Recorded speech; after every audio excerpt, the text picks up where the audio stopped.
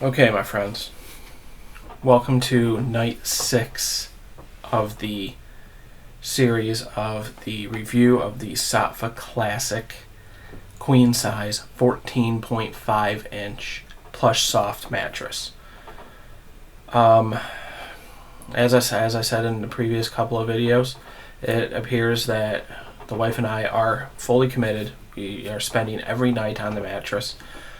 We are able to do so because we did add a 1.5 inch memory foam topper to it. It is still firm. It does not appear to be giving anymore. It does not appear to be getting any softer with the number of nights we've spent on it. That said, the rule of thumb, depending on your source, is 21 to 30 days. We just went 6 nights. It's not an uncomfortable bed.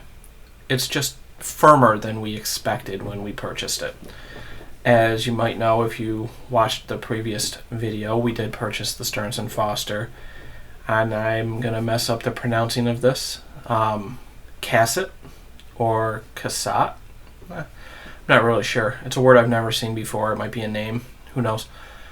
Anyways, unsure when we're going to get that. It very well may not get to us until after 21 days on the Saatva Classic Queen Size happens. Today I'm just going to focus on a couple of little tips that I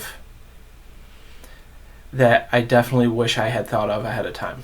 Number one, and I've said this previously, is unless you are 100% certain that the mattress you purchased you are going to love, and I say that assuming that you did more than just lay on it for 5 minutes in the store, do not get rid of your previous mattress.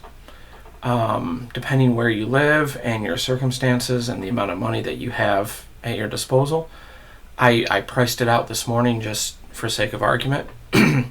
And via Craigslist, I actually found 4 people that were willing to haul away a mattress and box spring for less than $50.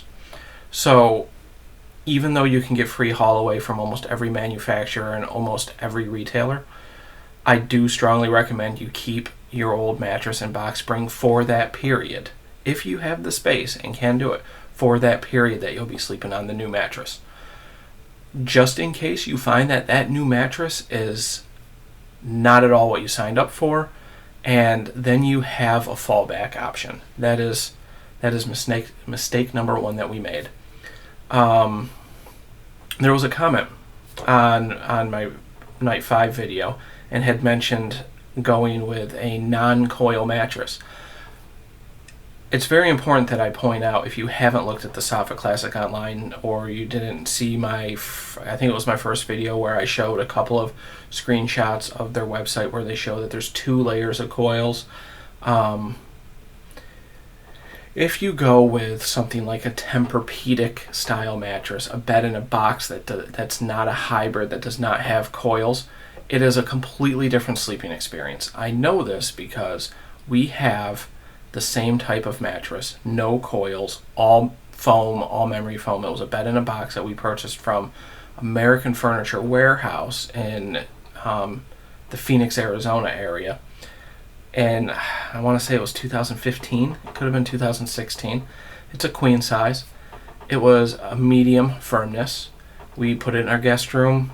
Guests that would come over who had been sleeping on very old mattresses, they seemed to like it. I slept on it a few times. Not saying that the wife kicked me out or anything like that, but for whatever reason, I did sleep on it a couple of times. I was not a huge fan of it for one reason above all else. Those mattresses are generally hot. They take your body heat and they amplify it and radiate it back to you. I woke up literally pouring sweat the first time I ever slept on it. I had been asleep maybe 2 hours at that point. That mattress, when we moved to New York from Arizona, was no longer our guest room mattress, and we gave it to our son. He just turned 12, and he's maybe 100 pounds soaking wet right now. I think that might be even overestimating it. He's a skinny guy at that age. But he's about 5'2", 5'3", maybe 100 pounds. he actually says that that medium firmness, all foam mattress, he wakes up sore sometimes. I can't necessarily attribute that all to the mattress. I've seen how he sleeps, and he really explores the space and sleeps in some positions that I know if I slept in, I would not be able to move the next day.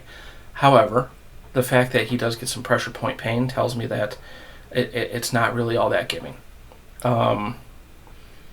What I do plan on doing over the next couple of days is share some of the thinking behind why we ended up pulling the trigger on this Saatva Classic as opposed to a couple of the other Saatva offerings, including their hybrid offering, and comparing it to a couple of other mattress manufacturers that you can find online that we decided not to go with.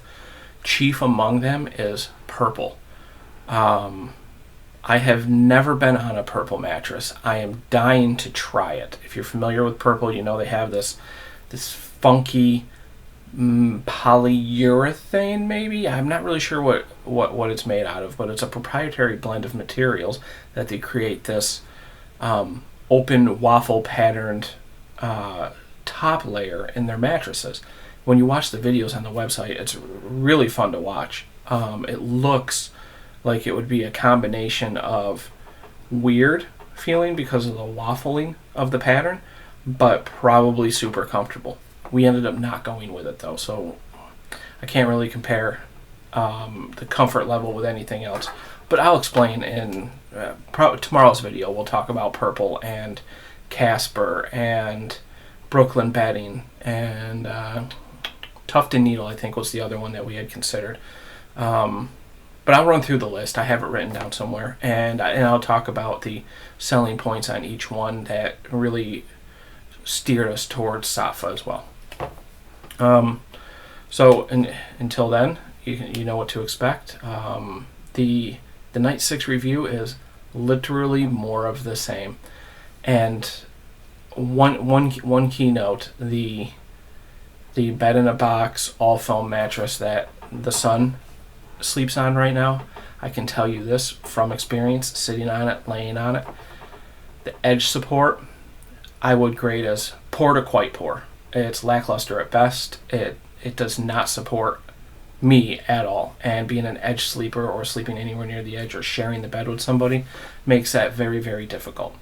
The Saatva edges seem to be holding up just fine, not as supportive as our old Stearns & Foster, even after that mattress had reached 10 to 12 years old, but they do seem to be holding up. I haven't rolled off, and that's a good thing. So no other really real impressions from Night 6, and if you're watching these videos and you have any questions or comments, feel free to put them in the comments. I am trying to follow them when they come, and I will try to address everything that is asked of me. Thank you. Until tomorrow, have a good day.